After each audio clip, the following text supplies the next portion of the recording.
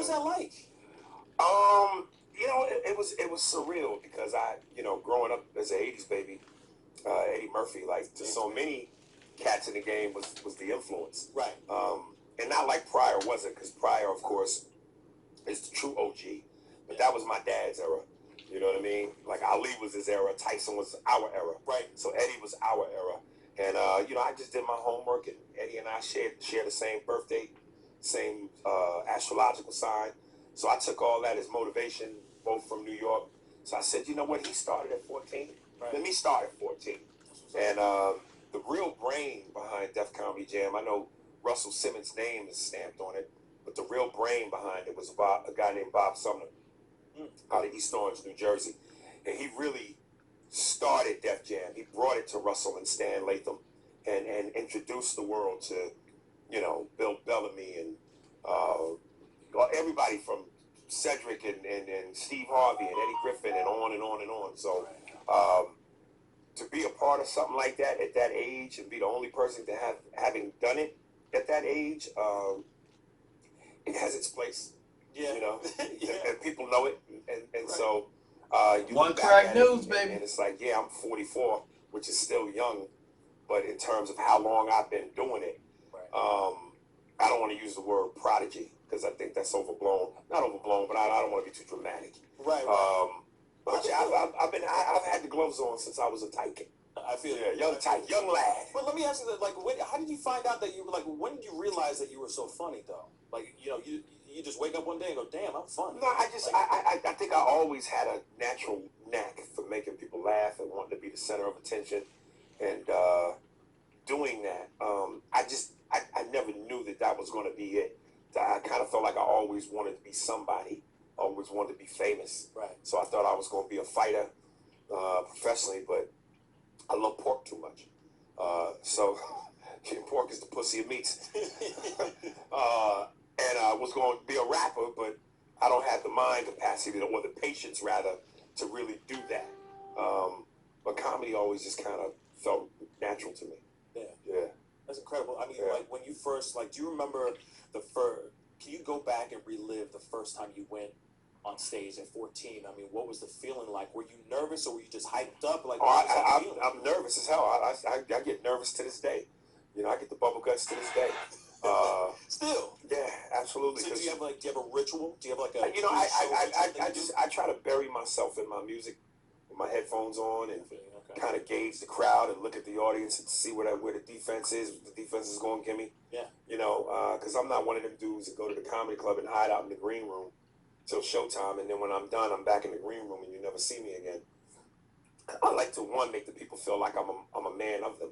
Right. So you're more likely to catch me on a bar stool throwing one back, and we could chop it up or whatever. But a lot of times I just like to gauge the crowd and see, okay, that person right there shouldn't have no business with that outfit on. All right, that bitch is too big.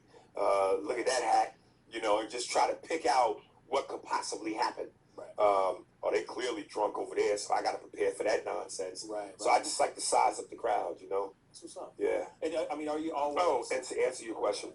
Yeah. First time on stage, living in New York, the Improv would do these, basically pull a number out of a hat. So me, my mother, and my sister went down to the Improv to try to get on, where you would stand outside, and finally when they opened the doors, everybody fill out a number, put it in the hat, and if they picked your number, you went on stage. None of us got it. So then someone suggested to me, go to Harlem, Uptown Comedy Club. So I went there, and I remember I got on stage, and I didn't even really have material. I just did impressions. So I did Jack Nicholson, James Brown, I don't want to say Eddie Murphy doing Pepsi commercials. And it worked. It killed. So from there, I was just like, okay, the bug has bitten me. Right. Yeah, and I've been with it ever since. So aside from Eddie Murphy, who are some other comedy influences? Pryor, Murphy, and flash forward to today. God rest his soul. Patrice O'Neal was one of the baddest motherfuckers that ever touched a mic. Yeah. I mean, this dude was Biggie in his prime. I mean, this, and Dave Chappelle. I think Chappelle, Patrice, Bill Burr, monsters. Right. Absolute monsters. Now, do you think that Dave Chappelle ever? Do you think he changed his approach to comedy, or has it always been the same? Not at all. And I think that's also what makes those guys such great. So, and again, Patrice, God rest his soul, but Dave doesn't waver in what he does. And comedy is so damn moist now. It's a real moist time, man. People are easily offended. PC culture is taking us hostage, and I refuse. I'm like a Floridian. I stand my ground. You know what I mean? I refuse to change up, because it's what feels best to me. You know what I mean? Good comedy makes you uncomfortable. Good comedy makes you feel like you shat your pants. Right. You know what I mean? Good comedy makes you think, challenges you, it offends you. So if you can do all of that and then kill them gutturally, and have them wiping their tear ducts, yeah, you got it. What do you think about like the commercialized side of stand-up comedy? Like, you know, people like Kevin Hart, you know, that have become more commercialized. You know, that there's nothing wrong with that. That's called major success. Right. And there's a lane for that. That's the lane. But you know, there's also a lane for the hoodlums and the hustlers. Right. You know, I'm not saying that's what I'm trying to be. That's not saying I'm not saying that's what I am. But I'm not da da ba ba ba. You know, maybe at one point I know you know, if given the opportunity, would I clean it up? Would I refuse it? No, that would be bad business. Of course. So of course I would do what I gotta do.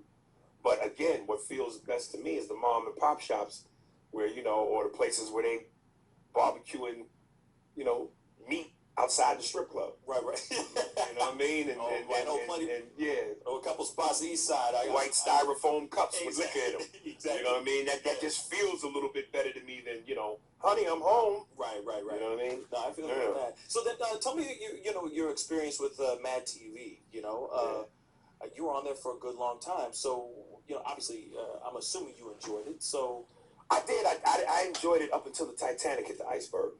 What was the iceberg, and what was the iceberg? Just a lot had changed. Some of the talent that had left, I don't think got replaced with talent equally as up to par. Okay. The writing had digressed.